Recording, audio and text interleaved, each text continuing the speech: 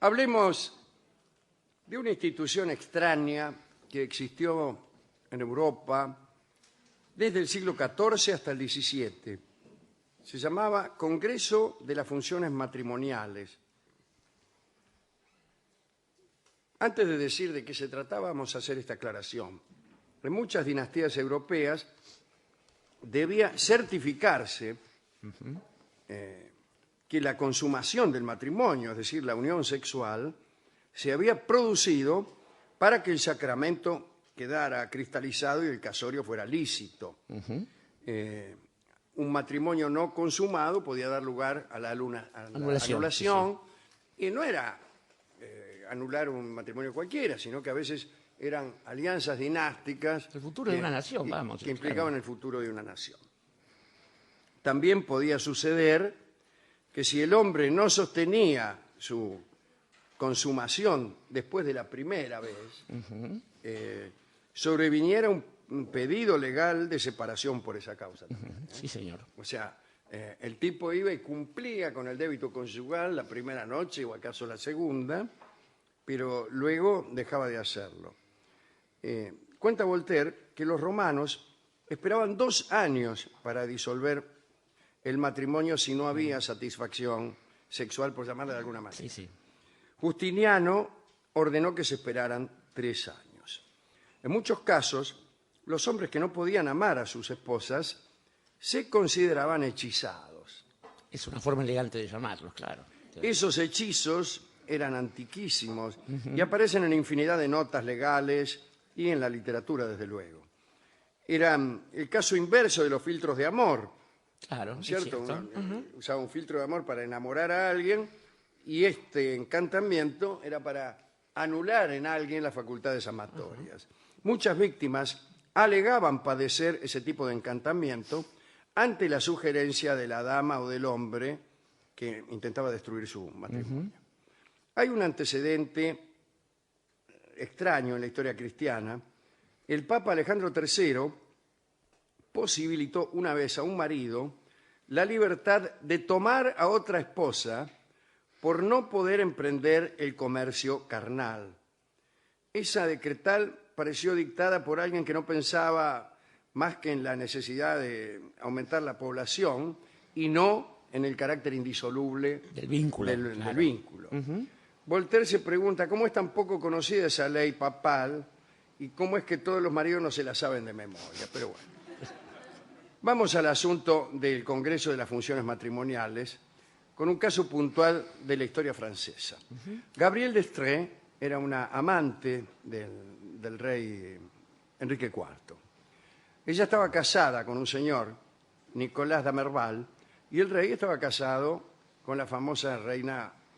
No, acá dice con la famosa... Sí, con la famosa reina Margot, bien dicen, que era... La hija de Catalina de Medici. Nuestra amiga Catalina de Medici, sí, señor. Muy bien. Con Gabrielle, Enrique tuvo un hijo que se llamaba César. Ahora, ese hijo legalmente era hijo de Nicolás d'Amerval, puesto como hemos dicho, era el marido de Gabrielle. La certeza respecto a la paternidad reside en que Gabrielle no se unía a su esposo desde hacía largo tiempo. Ahora bien, Enrique IV estaba triste porque quería legitimar su paternidad para acercarse más a su hijo. En consecuencia, le pareció urgente entablar los procedimientos necesarios para conseguir casarse con Gabrielle. Él estaba enamorado de la tipa.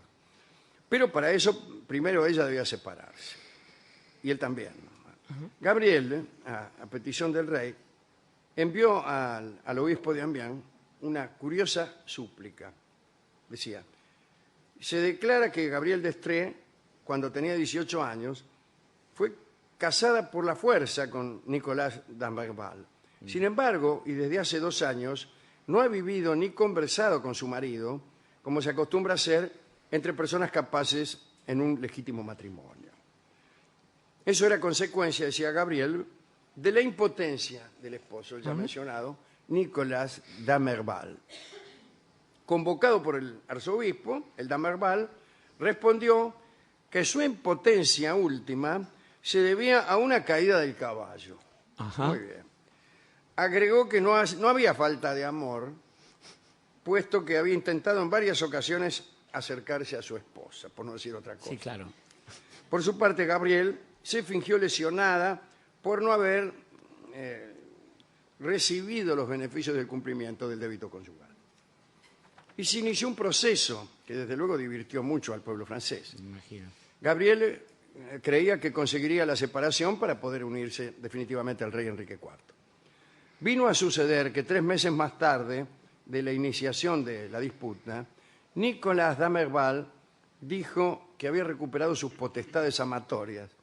Vino y dice, mire, momento, No, sí. tenga mano, dice, recuperé mis facultades amatorias, me lo imagino. Sí. Por lo que entonces podía recuperar para sí a su esposa y arruinar las intenciones del rey. Sí. Entonces la justicia indicó que era necesario someterlo a la prueba del Congreso íntimo, que habíamos mentado. Para eso querían la democracia. Y se sí. trataba de un procedimiento utilizado desde hacía 2 siglos en las demandas de divorcio por impotencia. Sí.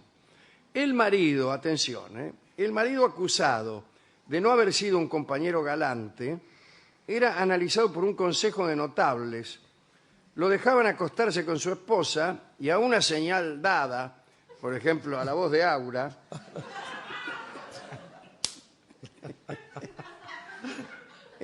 debía correr las cortinas y esforzarse por cumplir con la dama. Sí, muy bien. Se concedían 2 horas para la prueba a la que asistían, además de los médicos, algunas matronas. En cualquier momento el marido, cuyo honor estaba en juego, podía llamar a los testigos para hacerles comprobar su victoria. Al grito de, por ejemplo, ¡eh!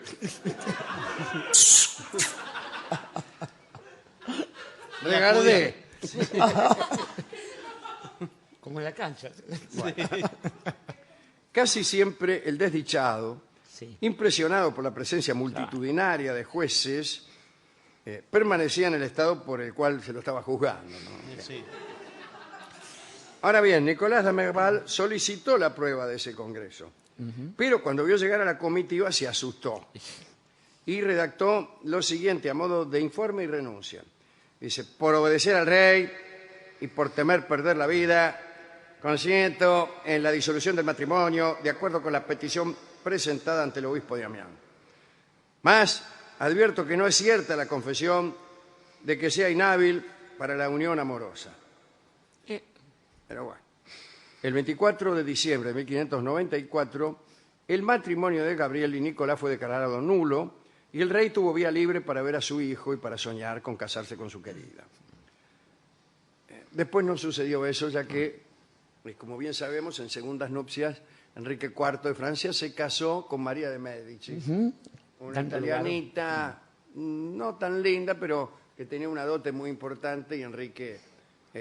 Sí, había dicho París, apurado por claro. su ministro de Economía, se casó con María de Medici. París bien vale una misa, supo decir. Sí, Enrique Gabriel IV, creo que murió, ¿qué va a ser? Sí, ese mismo rey se Ese había mismo rey. hecho Se había hecho católico nada más que para asumir Imagínese. el trono de Francia, así que bueno. En 1659 se produjo otro caso. El marqués de Langeais pidió la prueba del Congreso para refutar los decires de su esposa, María de Saint-Simon. Y no pasó la prueba. Un detalle, en estos casos, esto era casi un siglo después del asunto de Enrique IV, ¿no? Había una segunda oportunidad. Si el marido salía vencido, podía pedir un segundo combate. Y al marqués no le fue bien. El matrimonio Ni siempre en te da el primero revancha, ni en el claro. segundo. Y entonces la Cámara declaró al marqués impotente y anuló el matrimonio y le prohibió casarse otra vez y permitió que su esposa eligiera otro esposo. Ahora, el marqués no cumplió la sentencia del Congreso. Se juntó con Diana de Novel, de la que tuvo 7 hijos, Mira vos. uno atrás del otro. Cuando murió la primera mujer, el marqués de Langeais apeló a la Gran Cámara contra la sentencia que lo había declarado impotente. Entonces, los jueces confirmaron su unión con Diana. de Novelli y se lo declaró potente y le perdonaron las costas del juicio. Muy bien, y eso es importante, claro. Eso es lo que me importa a mí. Claro. Lo importante son las costas del juicio. Después tengo 7 hijos. Finalmente, aquel congreso íntimo, aquella modalidad jurídica, fue abolida en 1667. De todos modos, amén de esta cuestión de la potencia o impotencia, también en los casos de reyes,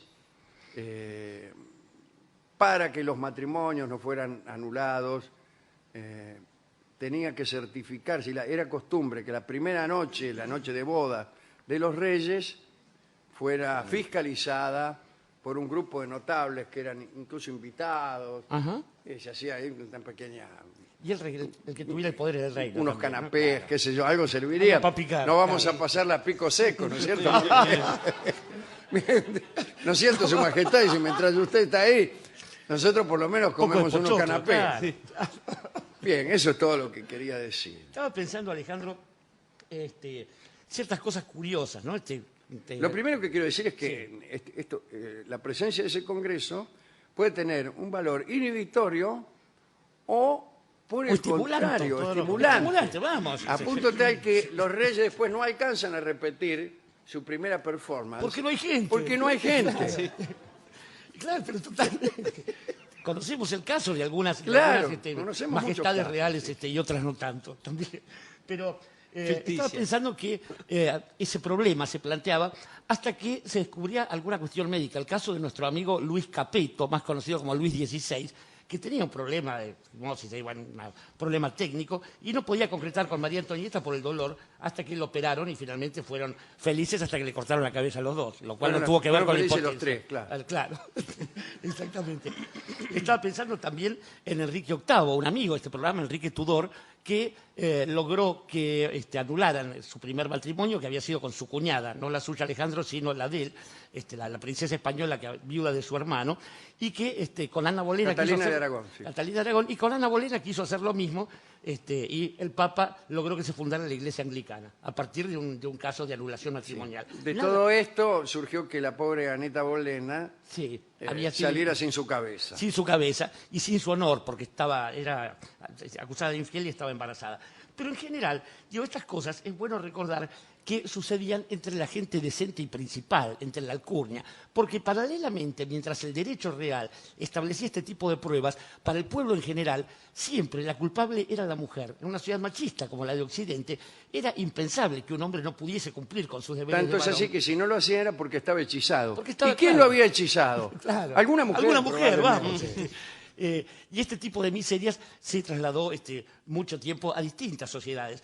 Incluso, para establecer un poco de justicia, es el Islam el que establece en el juicio divino. Ahora que estamos en el sagrado mes de Ramadán, saludamos a los oyentes islámicos de este programa, los oyentes musulmanes, perdón, de este programa, y se decía que para evitar, por ejemplo, para evitar cualquier tipo de obscenidad, no era necesario sorprender al cálamo en el tintero, que es una bella imagen de la ley islámica, cosa que sí era necesaria, en cambio, para comprobar la infidelidad flagrante de un hombre o de una mujer. Pero en todo caso, digo que las mujeres han salido de ese lugar, de a poco van saliendo en nuestra patria, al menos en algunos otros lugares más justos, y pensaba en una frase de Silvino Campo, de quien vamos a hablar después por una gacetilla, que dice: el amor es recíproco, lo que no es recíproco es la imaginación. Y quizás todo tenga que ver con esa situación en la cual un tipo puede ser el más potente de los hombres, y claro, frente a lo que él intuye que es una mirada ajena, la de algún fulano del pasado, la de su exnovia que acaba de dejar en la puerta mientras se va a revolcar con otra, y entonces el tipo dice: no es que yo sea impotente o que no pueda hacer esto, no me mires más. Y No me mires más es el nombre de esta canción que vamos a escuchar ahora, seguramente compuesta aludiendo a los congresos de intimidad de los siglos XIV, XV y XVI. La canta Lolita Torres.